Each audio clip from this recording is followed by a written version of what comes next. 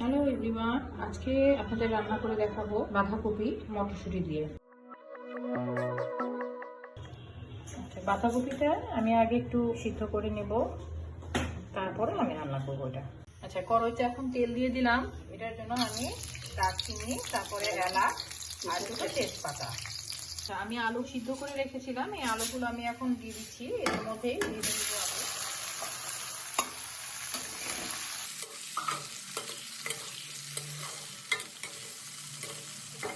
এখন আমি অ্যাড করবো এটার সাথে হলুদ গুঁড়ো,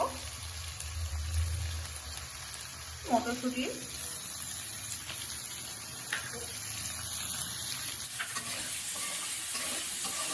একটু হালকা ভেজে নেব। 1 চামচের মতো জিরা গুঁড়ো অ্যাড করে দিলাম। 4-5টা কাঁচামরিচ দিয়ে দিয়েছি। 1 টেবিল চামচের মতো আদা বাটা আমি অ্যাড করব, সাথে আমি অ্যাড করব জিরা গুঁড়ো। আমি সামান্য চিনি অ্যাড করে দিচ্ছি এর সাথে, সামান্য পানি অ্যাড করে দিচ্ছি, না হলে এটা একটু কষানোর জন্য মশলাটার সাথে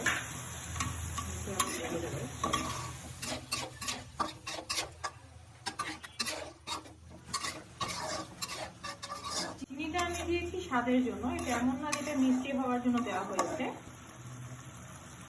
আলুর সাথে মশলাটা আমি কষিয়ে নিয়েছি। এখন আমি বাঁধাকপিটা দিয়ে দেবো, সিদ্ধ করা যে বাঁধাকপিটা। এটা আমি যখন সিদ্ধ করি তখন আমি এটা অলরেডি লবণ দিয়ে সিদ্ধ করে নিয়েছিলাম। তো আমার পরবর্তীতে যতটুকু প্রয়োজন আমি ততটুকুই লবণ অ্যাড করবো এটার সাথে।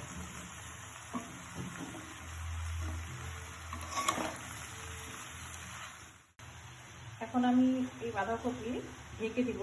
এটা আস্তে অল্প জালে মিডিয়াম আঁচে আমি এটা রান্না করব।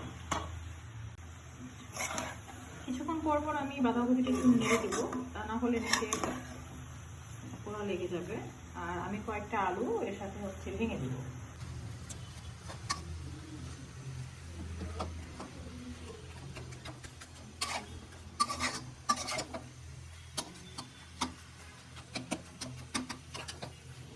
এর মধ্যে একটু লবণ প্রয়োজন, আমি এর সাথে স্বাদ মতো একটু লবণ অ্যাড করে দিচ্ছি।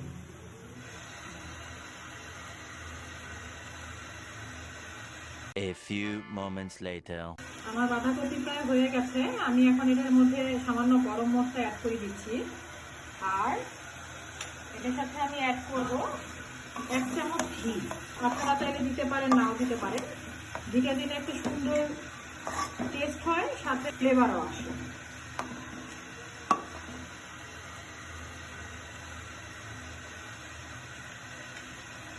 আমার বাঁধাকপি রান্না শেষ।